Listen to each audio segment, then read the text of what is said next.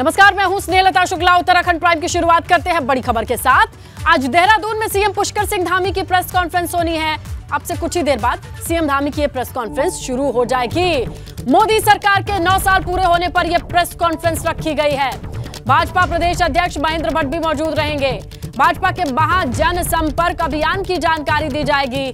आपको बताएं 30 मई से 30 जून तक देश भर में भाजपा शासित राज्यों में ये महासंपर्क अभियान चलाया जाना है और उत्तराखंड में भी इसकी जानकारी साझा करेंगे। इसकी डिटेल्स देंगे मुख्यमंत्री पुष्कर सिंह धामी। प्रदेश अध्यक्ष भी मौजूद रहेंगे और 1 बजे का तय वक्त था। आपसे कुछ ही देर में ये प्रेस कॉन्फ्रेंस करके मुख्यमंत्री पुष्कर सिंह धामी महासंपर्क अभियान की जानकारी देंगे। इसकी रूपरेखा क्या है, इसका खाका क्या है, किस तरीके से ताना बाना बुना गया है, इस अभियान को लेकर के ये सारी जानकारी वो साझा करेंगे और मीडिया के सवालों का जवाब देंगे। 30 मई से 30 जून तक उत्तराखंड में भी चलेगा महाजन संपर्क अभियान। मोदी सरकार के 9 साल पूरे होने पर 9 बड़ी योजनाओं की जानकारी क्या जनता को है और इसका जिम्मा दिया जाएगा। जिम्मेदार बनाए गए हैं जो मंत्री हैं वो डेरा डालेंगे। और देखिए प्रेस कॉन्फ्रेंस की तस्वीरें आ रही हैं। अब बहुत जल्द संबोधन शुरू हो सकता है। बहुत जल्द सीएम पुष्कर सिंह धामी डिटेल्स देंगे, जानकारी देंगे कि 30 मई से 30 जून तक चलने वाली भाजपा की यह महाजन संपर्क अभियान उत्तराखंड में कैसे जमीन पे उतरने वाली है, किस तरीके से आगे बढ़ने वाली है। ये तमाम जानकारियां खुद सीएम साझा करेंगे। प्रदेश अध्यक्ष मौजूद रहेंगे। 9 साल बेमिसाल क्यों हैं, क्या क्या चीजें उत्तराखंड के हिस्से में आई हैं, ये जनता को बताने और समझाने के लिए एक खाका तैयार किया गया है और उस खाके को साझा करेंगे, उस जानकारी को साझा करेंगे। इसी बीच आपको बताते चले कि उत्तराखंड में बीजेपी ने महासंपर्क अभियान के लिए तैयारी पूरी कर रखी है। सांसद, विधायक, मंत्रियों को महासंपर्क अभियान के लिए तैयार रहने के निर्देश दिए हैं क्योंकि मोदी सरकार के 9 साल पूरे होने पर प्रदेश भर में बड़े कार्यक्रम का आयोजन होने वाला है। हालांकि कांग्रेस इस पर सवाल उठा रही है।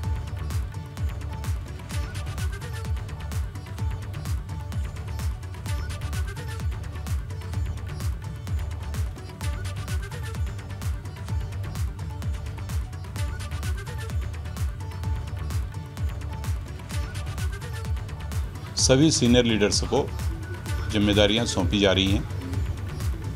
हर पार्लियामेंट्री सीट पे 1 महीने तक उस लोकसभा के सम्मानित सदस्य अपने लोकसभा के अंदर रहेंगे और प्रत्येक जिले में जिलाध्यक्ष की अध्यक्षता में समितियां बनी हुई हैं और उसी तरह प्रदेश के अंदर प्रदेश अध्यक्ष की अध्यक्षता में समिति बनी है और अलग अलग लोगों को अलग अलग काम बांटा गया है। ये बताएं ना उपलब्धियां क्या हैं इन 5 साल होने जा रहे हैं। यहाँ के जो हमारे माननीय सांसद हैं पूरे प्रदेश में, उनका रिपोर्ट कार्ड देखिए। उनसे सवाल करने का वक्त आ चुका है। ये सवाल हमसे कर रहे हैं, इनको जनता के बीच में सवालों के जवाब इनको जनता के बीच में जाके देने होंगे। उत्तराखंड में निकाय चुनाव को लेकर के नेताओं के बीच बयानबाजी शुरू हो गई है। कांग्रेस आरोप लगा रही है कि बीजेपी निकाय चुनाव को टालना चाहती है, इसीलिए ग्राउंड पर कोई तैयारी नहीं है और उधर बीजेपी ने इस पर सफाई दी है।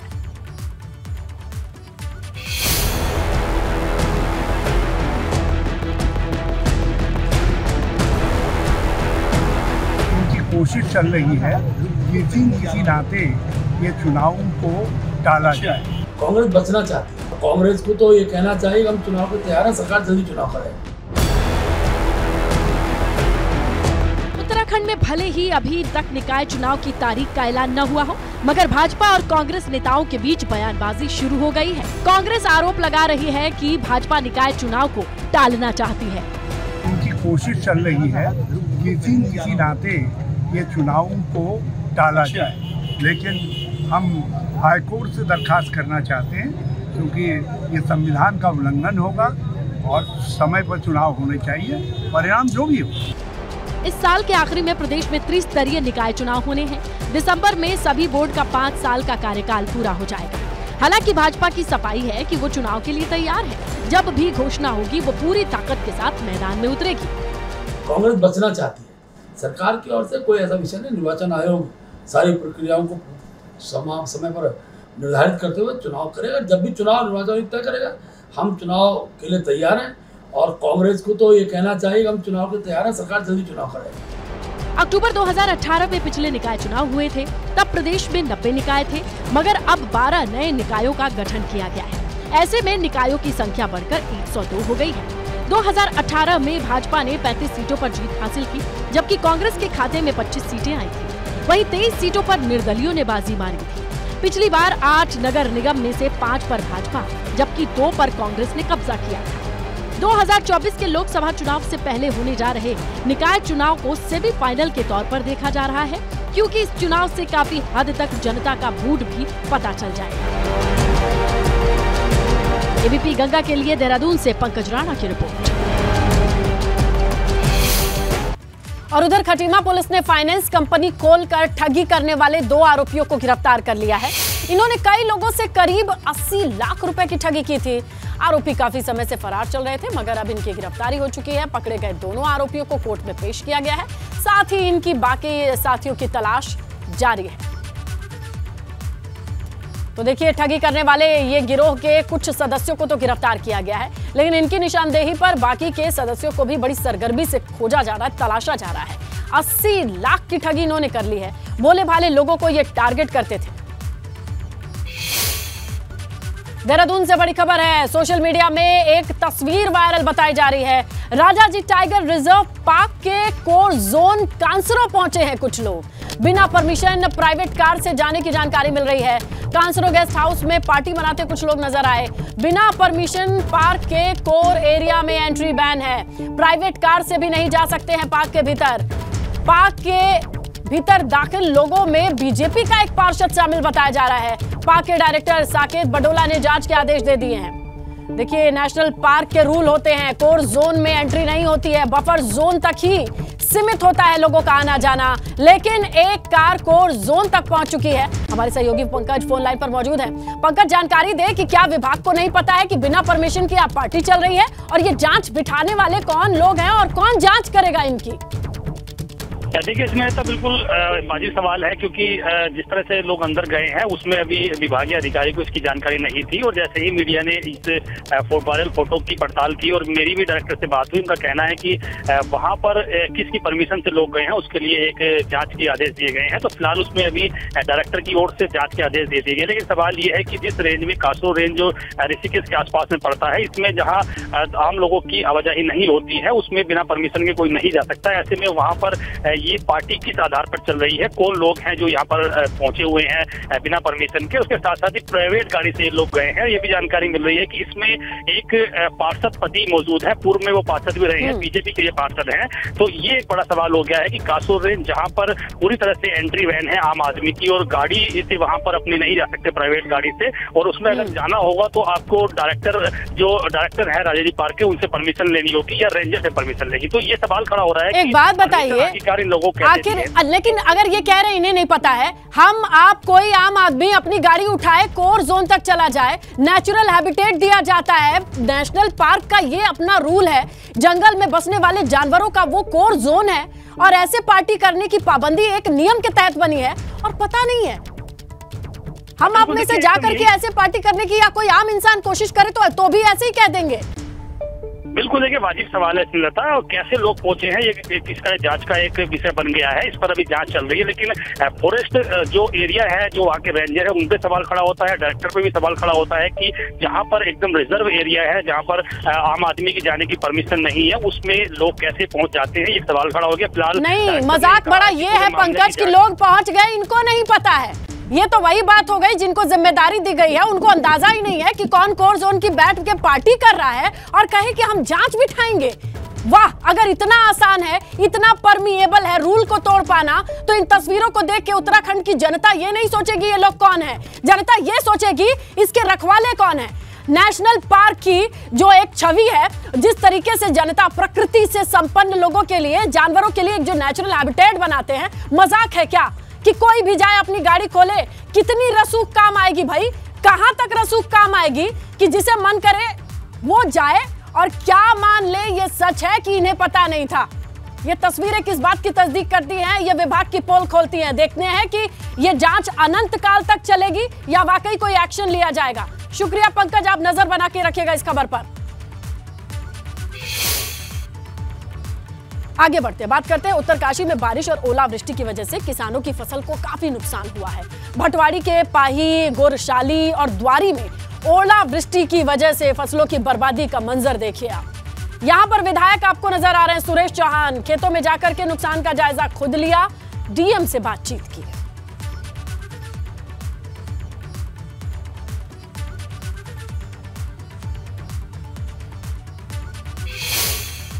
और उधर चारधाम यात्रा ने प्रशासन की चुनौतियों को बढ़ा दिया है। चारधाम यात्रा में श्रद्धालुओं की तादाद बढ़ चुकी है। गर्मी की छुट्टी के चलते भारी संख्या में तीर्थ यात्री पहुंच रहे हैं।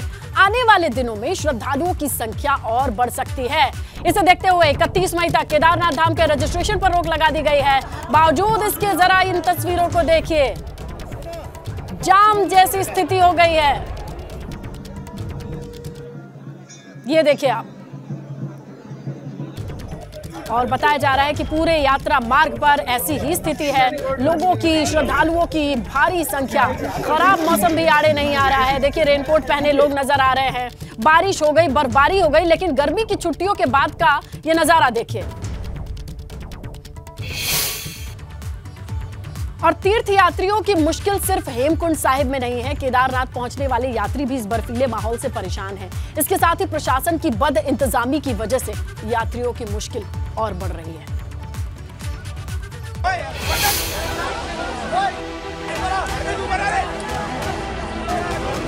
तीर्थ यात्रियों में धक्का मुक्की हो रही है। भीड़ इतनी ज्यादा है कि पांव रखने तक की जगह नहीं है।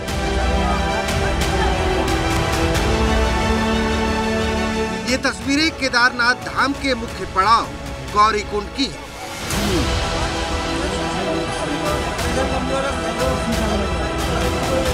शनिवार को इतनी ज्यादा संख्या में श्रद्धालु पहुंचे कि जाम लग गया।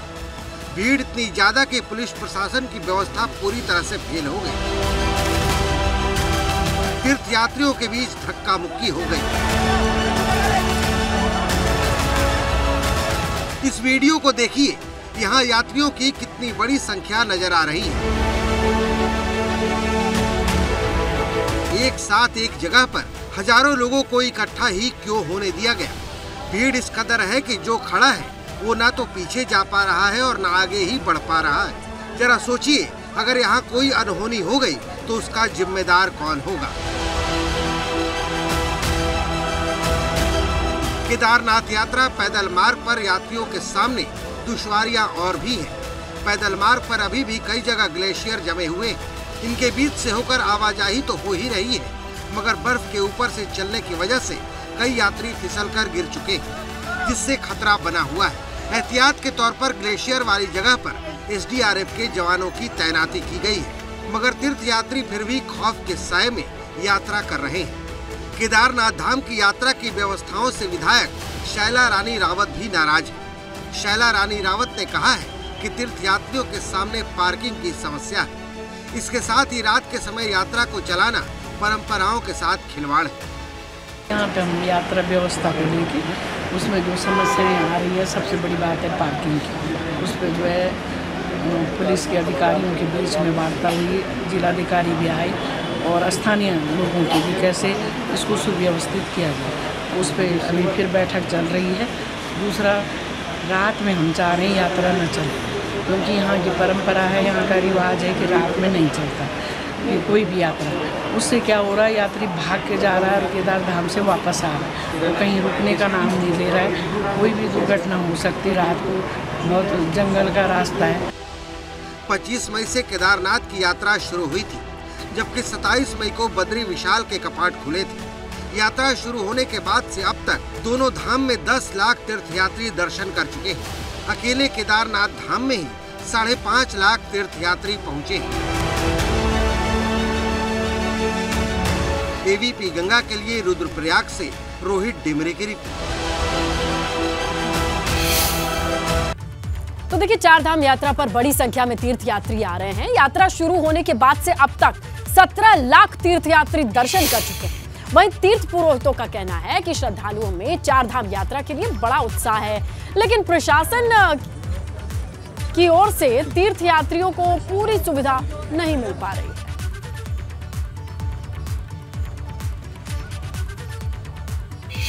उत्तराखंड से चार धाम की जो यात्रा है उसका पहला चरण इन दिनों चल रहा है और लगभग यानी 1 महीने से अधिक का समय हो गया है और ज़बरदस्त उत्साह चार धाम यात्रा को लेकर यात्रियों में दिखाई दे रहा है।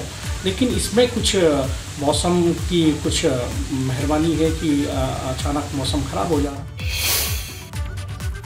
2 दिन तक बाधित रहने के बाद हेमकुंड साहिब की यात्रा सुचारू रूप से चल रही है, मगर यात्रा मार्ग पर काफी बर्फ है जिसके बीच से होकर तीर्थयात्रियों को हेमकुंड साहिब पहुंचना होता है। तीर्थयात्रियों का कहना है कि यात्रा मार्ग पर पिछले कई सालों में इतनी बर्फ नहीं गिरी थी।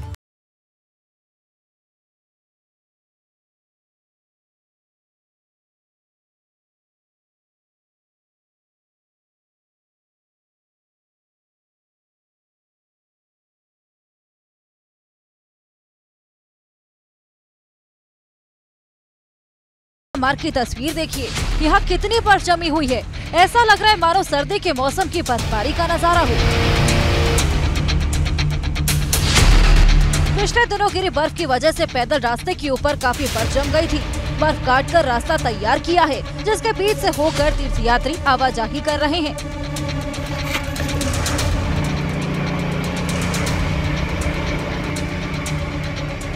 यहाँ हर तरफ सिर्फ बर्फ ही बर्फ नजर आ रही है। कई जगह तो बर्फ के ऊपर से ही आवाजाही हो रही है। बर्फ की वजह से तापमान भी काफी नीचे आ गया है, इसलिए तीर्थ यात्रियों ने गर्म कपड़े भी पहने हुए हैं।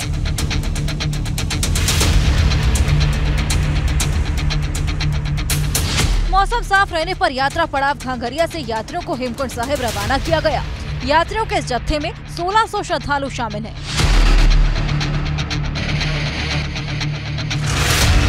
हेमकुंड साहिब में अभी भी 6 फीट तक बर्फ जमी हुई है, जिस वजह से हेमकुंड साहिब यात्रा अब भी सुचारू रूप से नहीं चल पा रही।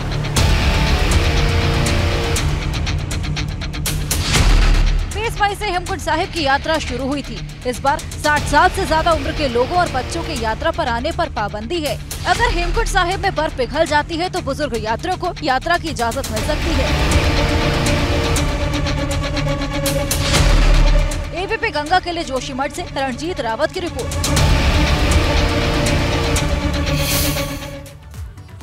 उत्तराखंड में चारधाम यात्रा जारी है। ऐसे में बड़कोट से तीर्थयात्रियों की उत्साह भरी तस्वीरें आई हैं। पालकी के जरिए यमुनोत्री धाम जाने वाले तीर्थयात्री काफी उत्साहित हैं। 30 सेकंड का ये वीडियो है, जमकर थिरकते नजर आ रहे हैं। पालकी से तीर्थयात्रियों को ले जाने वाले ये स्थानीय मजदूर अपने स्थानीय गीतों से लोगों का मनोरंजन कर रहे हैं।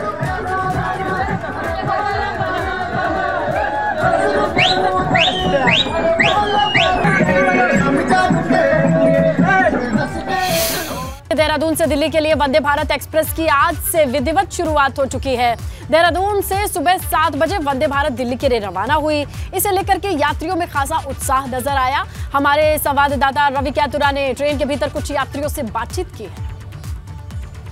देहरादून से दिल्ली वंदे भारत एक्सप्रेस आज से विधिवत तौर पर शुरुआत हो गई है और आज जो ट्रेन है वंदे भारत एक्सप्रेस, उसके माध्यम से जो तमाम लोग हैं वो देहरादून से दिल्ली तक का आरामदायक सफ़र की जो शुरुआत है वो हो चुकी है, क्योंकि इसमें बहुत सारी सुविधाएं भी हैं, सफ़र आरामदायक है और जो तमाम लोग हैं आज इसकी विधिवत शुरुआत पर भी आज देखा जा रहा है कि पूरी वंदे भारत एक्सप्रेस में ज़्यादा लोग आए हैं। कुछ लोग मौजूद हैं, किस तरीके से इस सफ़र को देखते हैं आप? मैं वंदे मातरम ट्रेन के, मेरा नाम निखिल गर्ग है और मैंने वंदे मातरम ट्रेन के बारे में बहुत सुना था। ये पहल की है प्रधानमंत्री जी ने, और विश्वास करिए जब मैं इस ट्रेन के अंदर आया तो मुझे विश्वास ही नहीं हुआ कि मैं इंडियन रेलवे की ट्रेन में बैठा हूँ। इतना साफ़ सुथरा प्यारा सा कोच। तो मैं अपनी वाइफ को एक्साइटेड होकर बताया, मैंने फ़ोन करके कि मैं वंदे भारत में बैठा हूँ। और मुझे लगता है ये बहुत अच्छी पहल है और हमारा देश सही में एक बहुत ही कहना चाहिए आगे बढ़ रहा है और उसमें प्रधानमंत्री मोदी जी की बहुत कहना चाहिए योगदान है। किस तरीके से देखते हैं आप? मेरा नाम सोमवारी नौटियाल है और जब मैं वंदे भारत ट्रेन में आया तो मुझे बड़ी उत्सुकता थी। जब 25 तारीख उद्घाटन हुआ तो मैंने कहा पहला सफ़र मैं दिल्ली जाऊंगा तो इसी से करूंगा। निश्चित रूप से बहुत ही नायाब और बहुत ही सुंदर ये जो है ट्रेन वो लॉन्च की है। मैं बहुत आनंदित और गदगद महसूस कर रहा हूं और थैंक्स करता हूं मोदी जी को और भारत सरकार को, जो विश्व दर्जे की सुविधा, रेलवे की सुविधा हमको यहाँ उपलब्ध कराई है। उसके लिए कोटि कोटि धन्यवाद करता हूँ। सर, हम लोग देहरादून से ही बिलोंग करते हैं और फर्स्ट टाइम हम वंदे भारत देहरादून से स्टार्ट होने की खुशी में हम लोग पहली जर्नी आज इससे कर रहे हैं। Thanks to Modi ji, thanks to India, proud to be an Indian. नहीं, हमें तो बहुत खुशी है। हम देहरादून से जा रहे हैं, आज पहली बार जा रहे हैं। बहुत खुशी है, बहुत अच्छी बात है कि भाई मोदी जी ने उत्तराखंड के लिए भी कुछ सोचा है। और इसके अंदर फर्स्ट एड से के साथ ही खाने पीने की जो और सुविधाएं हैं वो भी उन सुविधाओं से लैस भी वंदे भारत एक्सप्रेस है। सहयोगी क्रिस्टोफर लॉरेंस के साथ रवि कैंथ्रा, एबीपी गंगा, देहरादून।